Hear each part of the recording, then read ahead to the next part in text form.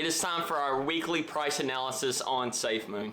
And also while I'm here, I want to have a look at a few stocks that reflect the movement of crypto in the stock market. If you do find this content useful, please feel free to subscribe if you haven't already, and go ahead and hit that thumbs up button for Fonzie.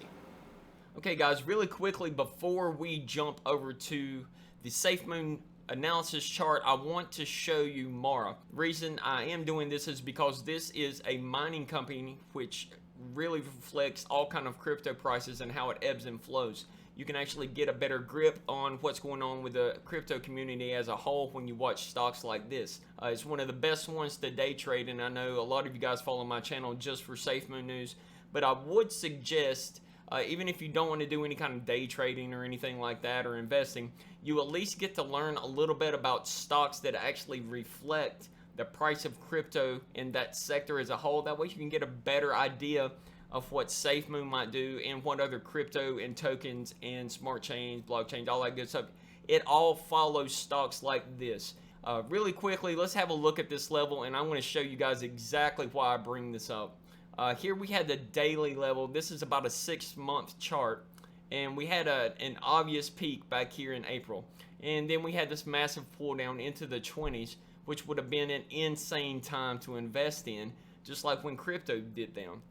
We had a constant surge throughout the fall, pull back, and then once we bounced off the VWAP on the daily, Mara basically ripped all the way up to this level, the 5682 level, which was set back in April.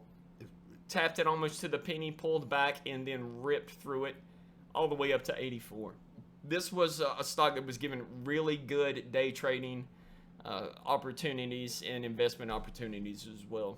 We did have the pullback and the pullback down through this level, which we thought was going to create an actual support level, but unfortunately this day right here where it dropped down from 72, 74 all the way down to 55, that was an insane short day. You could have, I don't know, driven a Lambo, or at least one Lambo on that day if you would have taken this short.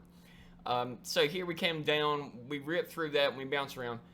Now, what I really brought this up for is so I can show you how it reflected off of the action that happened yesterday. So now let's jump over to the 1-minute chart. Now, keep in mind, this is going to reflect the gap from all that news that happened with the new coronavirus variant that popped up and basically sent all the stocks just completely tanking on that day. And, a lot of folks were just kind of wondering what was going to happen. Well, this is exactly what happened. We came back into the market right after Thanksgiving. This was the close level of Mara before Thanksgiving, right here. We were up at around $53.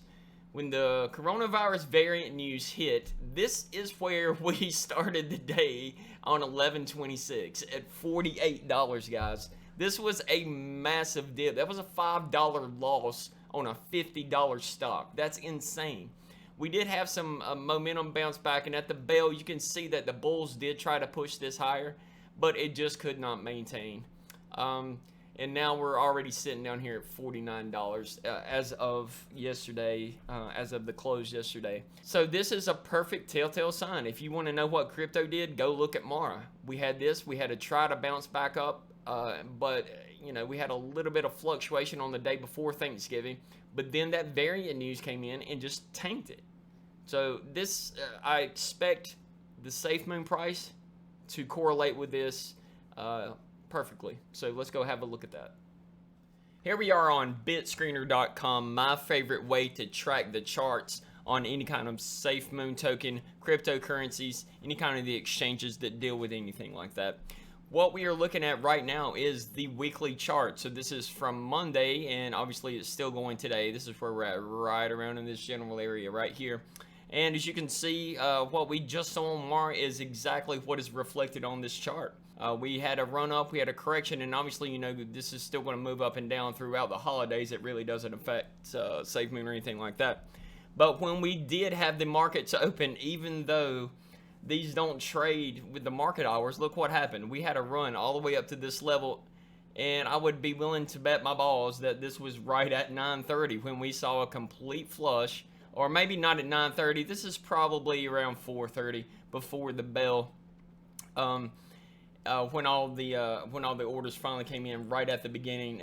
Obviously, the market opens, the bell rings at 9:30, but the orders can come through starting at 4:30. So this is probably when this happened, and we saw a sell-off from 30, I would say probably 33.5 all the way down to 29. So that was the dip, you guys.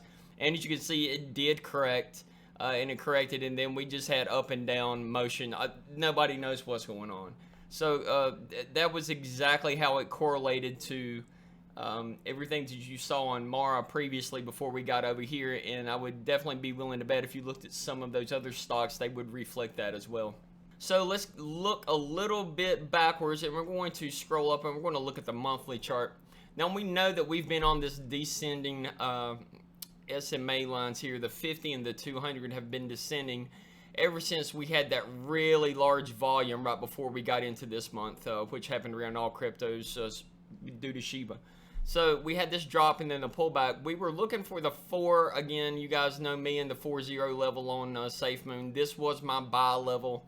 It did come up and tap this level to almost a penny before rejecting, which means that it was using it as a resistance level.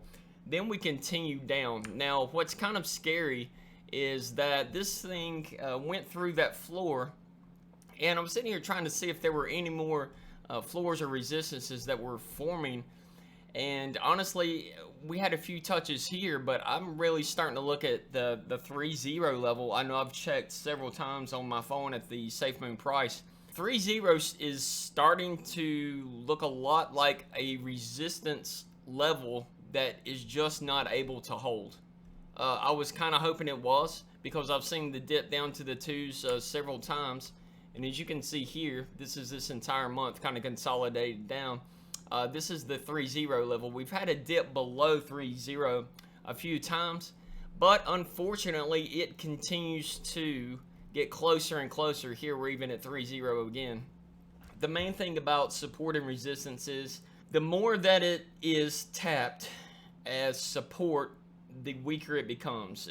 Think of it as like a glass table. The more times you tap on this glass table, you're going to form cracks, you're going to form some weakness in that table, and eventually when it goes through the table, that's when you're going to see a continuation down, and you're not going to be able to go back up and stay on the table. You're going to lose it, and it's going to become resistance, which is exactly what happened at the 4.0 level. We saw that. So guys, this is the continuation downward. We've seen a trend down all week, and honestly we've seen a trend down all month with Safemoon's price. So honestly right now I'm trying to see here. We did have another dip back in early October, or excuse me, about mid, this isn't early October, excuse me, we're at the end of October. I dipped down to the 3.0 before it took off. This may be the next byline. 3.0 may be the channel that I'm looking to see if Safemoon actually falls through and can hold below before I add to my position again before the new year, or if it moves on up. So I hope this helps you guys. I hope it gives you a clear view on what is actually happening to the Safemoon price. I would be willing to bet that this is also reflecting with a lot of other cryptos, just because as we saw with Mara price, it's been declining as well. It had a really high peak, which we saw go up to like the 80s, and then we saw the drawback down. So, you know, right now we're going into the lull. We're going into a slow period with cryptos. So if you're looking to buy more, what I would do if I were you, and I was a financial advisor, which I'm not, so don't listen to anything I say, I eat crayons, is I would sit here and I would try to find these levels where you see the price bounce off of. And if it moves on up, then don't buy. Wait for it to come back down to that resistance, and then look for opportunities where it actually breaks the resistance, like here. I know when I added, it was at 2.9. So that's what you're looking for. Maybe even think about, let's say if you want to go with 100% add to Safemoon. Well, give it a few days. If it's still below that buy level, add 50%. Give it a few more days to see if this trend continues down, or if it flattens out and maybe 3.0 becomes a resistance again and it moves on up, then you know it's like, okay, well maybe I'll just hold back.